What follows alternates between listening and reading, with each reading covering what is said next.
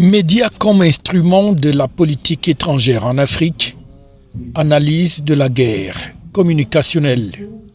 C'est le titre de l'ouvrage que vient de commettre aux éditions Aphrodite Jules Domché, journaliste africain et titulaire d'un doctorat, dont la dédicace a eu lieu le 13 décembre 2023 à Yaoundé. Les dirigeants africains, mais aussi les patrons de presse africains prennent conscience du fait que le média est un instrument.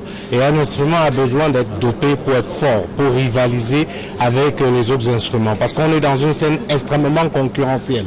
Et c'est pour cela que je propose effectivement que les dirigeants africains, les gouvernants africains prennent leurs responsabilités en faisant un travail en deux temps.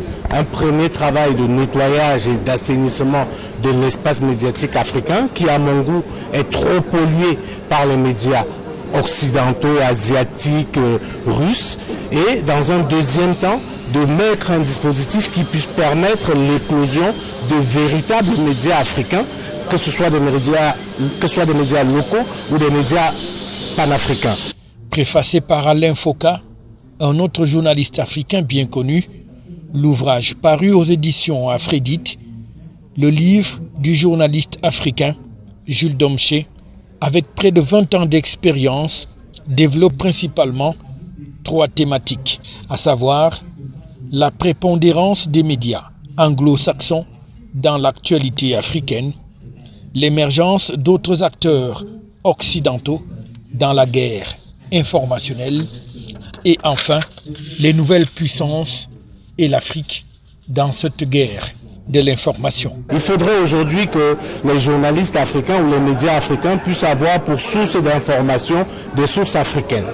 Il faudrait que nous puissions avoir une véritable agence de presse camerounaise, puisqu'ils sont au Cameroun, gabonaise, que ce ne soit pas juste le fait des autres, que nous puissions avoir une agence de presse panafricaine pour qu'on puisse avoir un narratif qui nous ressemble, que nous ne soyons pas obligés d'utiliser le vocabulaire des autres pour nous définir.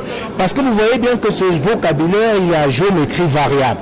Dans un moment, on vous parle de putsch pour qualifier un coup d'État et ailleurs, on vous parle totalement d'autre chose. Certains dirigeants sont considérés comme des dictateurs, d'autres ne le sont pas, alors que quand vous regardez les faits d'armes, c'est exactement la même chose. Il s'agit donc d'un ouvrage qui plante le décor de l'action et de l'activité que mènent les médias et les ONG internationales sur le continent africain. Ces entités ne viennent pas pour les beaux yeux du continent, mais sont dans un agenda caché qui leur est dicté par les puissances étrangères à coup de financement, pour continuer à maintenir donc le chaos sur le continent noir. L'ouvrage appelle à un éveil de conscience des Africains face à cette situation, eux qui sont aussi appelés à développer leurs propres médias pour sonner la riposte.